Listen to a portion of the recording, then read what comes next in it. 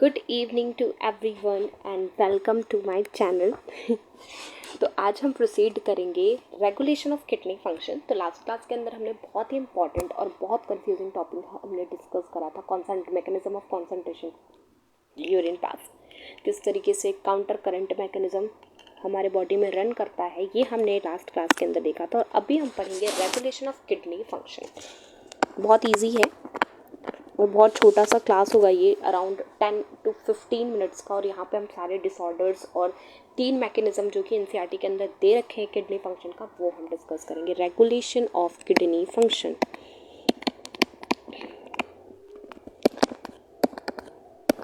And आपकी जो भी क्वेरी होती है ना, आप टेक्स्ट कर सकते हो, कमेंट सेक्शन में आप डाल सकते हो। मैं जिस टॉपिक में प्रॉब्लम है, जिस चैप्टर में प्रॉब्लम है, फिर मैं उस पर वीडियो अपलोड करूँगी, तो आप वहाँ पे मेरे को मैसेज कर सकते हो, ठीक है। तो रेगुलेशन ऑफ किडनी फंक्शन ये हम डिस्कस करेंगे। Wait a minute.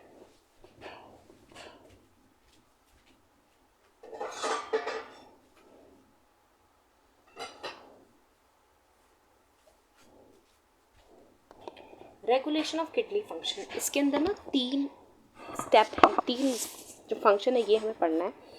तो पहला जो है, my favourite colour red, control by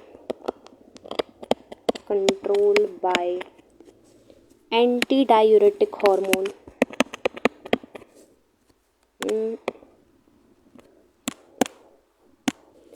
anti diuretic hormone. अरे यार क्या हो रहा है, सारी स्पेलिंग में भूल क्यों रही हूँ। जिसे ADH कहते हैं, जिसे वैसोप्रेसिन कहते हैं, जो कि हाइपोथैलेमस के न्यूरोहाइपोफाइसिस से रिलीज आउट होता है। दूसरा जो हम पढ़ेंगे, control by juxta glomerular apparatus. फिर अजीब सी राइटिंग से लिख दिया, control by juxta glomerular apparatus. नाम से ही क्लियर है, जेजी सेल का फंक्शन होगा। बहुत इंपॉर्टेंट एंड बहुत ही इंटरेस्टिंग है ये। कंट्रोल बाय, एंड तीसरा बहुत छोटा है ये, ठीक है, control by atrial natriuretic factor, ANF। कहाँ से रिलीज होता है? हार्ट से। हार्ट इसे रिलीज आउट करता है, ठीक है। तो सबसे पहला हम स्टार्ट करते हैं control by ADH, anti diuretic hormone, जिसे वैसोप्रेसिन भी कहते हैं। क्या होता है कि हमारे बॉडी में ऑस्मोरिसेप्टर्स प्रेजेंट होते हैं और वो एक्टिवेट हो जाते हैं जब चेंज होता है ब्लड वॉल्यूम, बॉडी फ्लूइड, आयनिक कॉन्सेंट्रेशन में। तो क्या है, ऑस्मोरिसेप्टर in the body are activated by changes in blood volume, body fluid volume,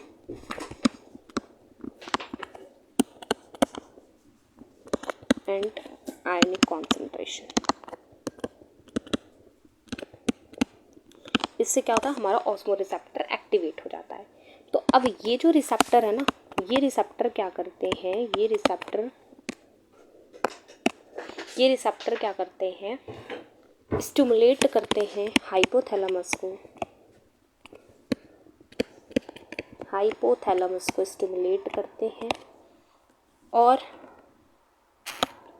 release करवाते हैं ये जो फंक्शन हम पढ़ेंगे ADH, जिसे वैसोप्रेसिन भी कहते हैं, ठीक है। और ये कहाँ से आता है, कौन से सेक्शन से? न्यूरोहाइपोफाइसिस। इसे स्किप करना है तो स्किप कर सकते हो, ये हो गया। अब ADH क्या करता है, नाम से एंटी डायूरेटिक हार्मोन है, तो ADH जो है ये वाटर का रीअब्सॉर्प्शन करवाएगा, वाटर का रीएब्जॉर्प्शन करवाता है। ठीक है, इससे क्या होता है कि इंक्रीज हो जाता है बॉडी फ्लूइड वॉल्यूम,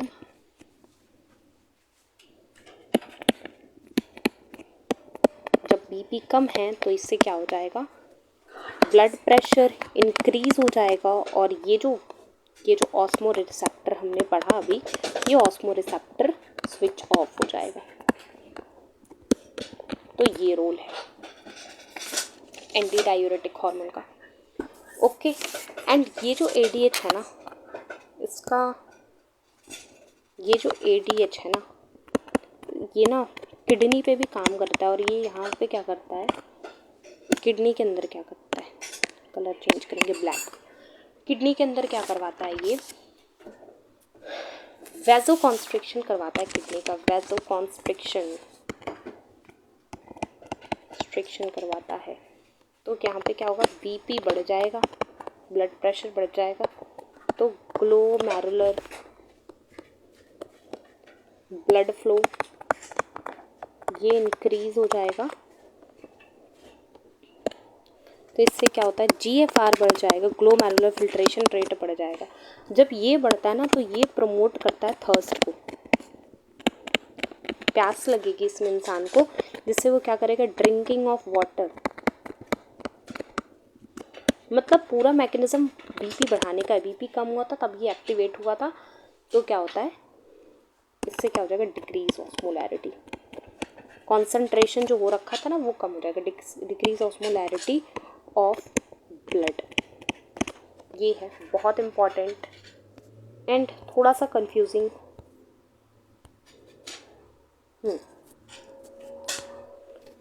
इसके अंदर क्या है, regulation of kidney function. Regulation of kidney function के अंदर सबसे पहला हमने पढ़ा control by anti diuretic hormone, जिसे वैसोप्रेसिन कहते हैं। ठीक है, तो जब भी ऑस्मो रिसेप्टर एक्टिवेट होते हैं ना, कब होते हैं, जब वॉल्यूम, ब्लड वॉल्यूम चेंज होता है, बॉडी फ्लूइड वॉल्यूम चेंज होगा, आयनिक कॉन्सेंट्रेशन चेंज होगा, तब होता है। अब ये जो रिसेप्टर स्टिमुलेट हुए हैं तो ये हाइपोथैलेमस से एंटी डायरेटिक हार्मोन, जिसे वैसोप्रेसिन कहते हैं, इसका रिलीज आउट करवाते हैं। अब ये क्या है, ये एंटी डायूरेटिक, तो ये पानी का रीएब्जॉर्प्शन करवाएगा, जिससे बॉडी फ्लूइड वॉल्यूम कम हो, इंक्रीज हो जाएगा, बीपी बढ़ जाएगा, ऑस्मो रिसेप्टर स्विच ऑफ। यहीं तक है। अब इसका एडिशनल क्या है कि ये एंटी डायरेटिक हार्मोन का किडनी में भी रोल होता है। ये क्या करवाता है, किडनी का वैसो कॉन्स्ट्रिक्शन है तो ग्लोमेरुलर फिल्ट्रेशन का, ब्लड फ्लो इंक्रीज हो जाएगा, बीपी बढ़ेगा तो GFR बढ़ जाएगा, तो ये थर्स्ट को प्रमोट करता है। पॉलीडिप्सिया, बहुत ज़्यादा प्यास लगेगी, ड्रिंकिंग ऑफ वाटर, एंड इससे क्या होगा, ऑस्मोलैरिटी ऑफ ब्लड जो है, कॉन्सेंट्रेशन जो हो रखा है वो डिक्रीज हो जाएगी। ओके, ये हमने पढ़ लिया। अब इसका दूसरा जो पार्ट है, जेजी सेल्स का क्या रोल है। ठीक है, जेजी सेल का क्या रोल है। जेजी सेल जो किडनी में प्रेजेंट है, तो एक पहले हम डायग्राम बनाएंगे, फिर इसके बाद पूरा हम डिस्कस कर लेंगे यहाँ से। Control by juxta glomerular apparatus, control by juxta glomerular apparatus क्या है, यहाँ पे इसका डायग्राम बनाएंगे। ये हमारा लिवर है। क्या होता है, लिवर से रिलीज आउट होता है एंजियो, थोड़ा स्पेस कम हो जाएगा, थोड़ा छोटा बनाएंगे, एंजियोटेंसिनोजेन, ये रिलीज आउट होता है एंजियोटेंसिनोजेन। जब भी ऐसा हो ना, जेन लिखा है, इट मीन्स इनएक्टिव है, तो ये एक्टिव होके बनेगा एंजियोटेंसिन 1।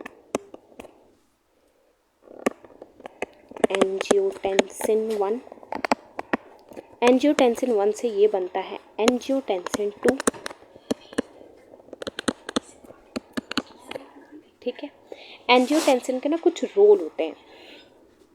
ये क्या करता है, ये फंक्शन करता है हाइपोथैलेमस में, और हाइपोथैलेमस में ये क्या करवाता है, इसकी वजह से थर्स्ट होता है, और फिर ADH का जो रोल था, यहाँ से बीपी इंक्रीज हो जाती है। इसका जो ना कार्डियोवास्कुलर फंक्शन भी है, कार्डियोवास्कुलर, ये वेजो कॉन्स्ट्रिक्शन करवाता है और वेजो कॉन्स्ट्रिक्शन से क्या होता है, बीपी बढ़ जाएगा। तीसरा जो रोल होता है एड्रेनल कॉर्टेक्स, एड्रेनल कॉर्टेक्स में भी रिलीज आउट करवाता है। एड्रेनल कॉर्टेक्स से क्या, अल्डोस्टेरोन, ये भी बीपी बढ़ाता है। तो ये सारे से क्या होता है, बीपी, ब्लड प्रेशर इंक्रीज होता है। यहाँ पे एंजियोटेंसिनोजेन से एंजियोटेंसिन 1 कौन करवा रहा है, यहाँ पे हो रहा है किडनी, किडनी का क्या, जेजी सेल, यहाँ से यहाँ पे रेनिन का रोल है। रेनिन से एंजियोटेंसिनोजेन से एंजियोटेंसिन 1 और एंजियोटेंसिन 1 से 2 करवाता है, ये आता है एक एंजाइम यहाँ से लंग्स से, angiotensinogen converting enzyme, angiotensinogen converting enzyme, इसको ACE कहते हैं, ठीक है, ये आता है। तो ये दूसरा मैकेनिज्म होगा, किस तरीके से क्या हुआ, एक जेजी सेल से लिवर से एंजियोटेंसिनोजेन रिलीज आउट होता है और ये एंजियोटेंसिनोजेन 1 के अंदर कन्वर्ट होता है by the help of renin, जो कि रिलीज करता है किडनी के अंदर जेजी सेल। एंजियोटेंसिनोजेन 1 से 2 में कन्वर्ट होता है एंजियोटेंसिनोजेन कन्वर्टिंग एंजाइम, जो कि लंग से रिलीज आउट होता है। अब एंजियोटेंसिनोजेन 2 जो है वो कार्डियोवास्कुलर सिस्टम, हाइपोथैलेमस और एड्रेनल कॉर्टेक्स से अल्डोस्टेरोन रिलीज आउट करता है। इन तीनों से ब्लड प्रेशर एलिवेट करता है। और ये जो कब हुआ, ब्लड प्रेशर यहाँ पे कम था, ठीक है, तो यहाँ पे क्या हुआ, ब्लड प्रेशर इंक्रीज हो गया, ठीक है। तो हमने 2 मैकेनिज्म यहाँ पे पढ़ लिया, जेजी सेल का और एंटी डायूरेटिक हार्मोन का। अब हम एट्रियल नाइट्रोयूरेटिक फैक्टर के बारे में देखेंगे।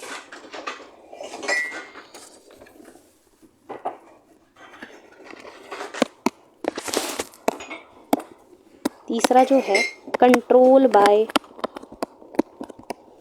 एट्रियल नाइट्रोयूरेटिक फैक्टर, ये जो ANF है ये कहाँ से आता है, हार्ट से आता है। क्या होता है, जब increase in blood flow to the atria of the heart, जब क्या है ना, ये जब रास मैकेनिज्म बहुत ज़्यादा चल रहा है तो बहुत ज़्यादा ही बीपी बढ़ गया तो उसको कम करता है। Increase in the blood flow to the atria of the heart, इसकी वजह से क्या होता है, can cause release of ANF का रिलीज करवाएगा। अब ये NF क्या करता है, वेजोडाइलेशन करता है, जिसकी वजह से ये जो रास मैकेनिज्म की वजह से बीपी इंक्रीज हुआ था, now the blood pressure is decrease, ये हो गया। तो ये हमने तीसरा भी डिस्कस कर लिया। अब हम कुछ डिसऑर्डर्स के बारे में देखेंगे, बहुत इजी है डिसऑर्डर्स। पहला है यूरेमिया, सारा NCERT के अंदर है, बहुत ही इजी है, नाम से ही क्लियर है। Presence of excess urea in the blood, तो इसे कहते हैं presence of excess urea in blood, इसे हम कहते हैं यूरेमिया। सेकंड है रीनल फेलियर, इट मीन्स क्या हो रहा है कि ये रीनल का काम क्या होता है, नाइट्रोजनस वेस्ट को एक्सक्रीट आउट करना, ये नहीं कर पा रहा है, तो इसके अंदर ओलिगोयूरिया आ गया, ठीक है, एन्यूरिया आ गया, मेटाबॉलिक वेस्ट, नाइट्रोजनस वेस्ट जो है इसके अंदर बढ़ गया, ये सारा हो गया। तीसरा है किडनी ट्रांसप्लांटेशन, क्या होता है, किडनी ट्रांसप्लांटेशन जब डायलिसिस से फर्दर ठीक ना हो रहा हो तो किडनी ट्रांसप्लांट करते हैं, तो सबसे पहले डोनर प्रिपेयर करते हैं। अब इसका क्या है, बहुत सारे टिश्यू मैच होने चाहिए, ठीक है, टिश्यू का मैच करवाते हैं, बहुत सारे चेकअप होते हैं, उसके बाद ये प्रोसीजर हो रहा है। इसका रिजेक्शन रेट बहुत ज़्यादा है एंड किडनी ट्रांसप्लांटेशन के अंदर लाइफ टाइम तक पेशेंट को क्या होता है, इम्यूनोसप्रेसेंट पे जाना पड़ता है। जो फोर्थ दे रखा है ग्लोमेरुलोनेफ्राइटिस, ग्लोमेरुलोनेफ्राइटिस, ये आइटिस, इन्फ्लामेशन हो गया ग्लोमेरुलस के अंदर, इन्फ्लामेशन हो गया ग्लोमेरुलस के अंदर, ये due to because of injury और बिकॉज ऑफ इन्फेक्शन, इसकी वजह से हुआ। फिर फिफ्थ है renal calculi, stone in the kidney. इसके अंदर क्या होता है, बहुत ही सीवियर पेन होता है, बट ये जो पेन होता है ना वो सडन होता है, ये कंसिस्टेंटली नहीं होता, कभी भी हो जाता है, सडन पेन होता है, सडन ऑनसेट होता है। तो इसका जो मोस्टली जो होता है कैल्कुलाई जो होता है कैल्शियम ऑक्सलेट का होता है। ये हमने देख लिया, और भी बहुत सारे होते हैं बट मोस्ट कॉमनली ये होता है कैल्शियम ऑक्सलेट का। तो ये हमने यहाँ तक डिस्कस कर लिया, ये चैप्टर हो गया ख़त्म। इसके बाद कौन सा चैप्टर स्टार्ट करना है आप मुझे कमेंट में बताना। ह्यूमन फिजियो या कहीं से भी 11th-12th कौन सा बायो का चैप्टर स्टार्ट करना है ये आप मुझे कमेंट सेक्शन के अंदर बताना। It will end with this, ये चैप्टर ख़त्म हो गया। And if you like my class please hit the like button and share the link as much as you can, क्योंकि यहाँ पे कंप्लीट बायोलॉजी बिल्कुल फ्री ऑफ कॉस्ट पे मिलती है आपको। तो आप अपने क्वेरीज को कमेंट सेक्शन के अंदर डाल सकते हो।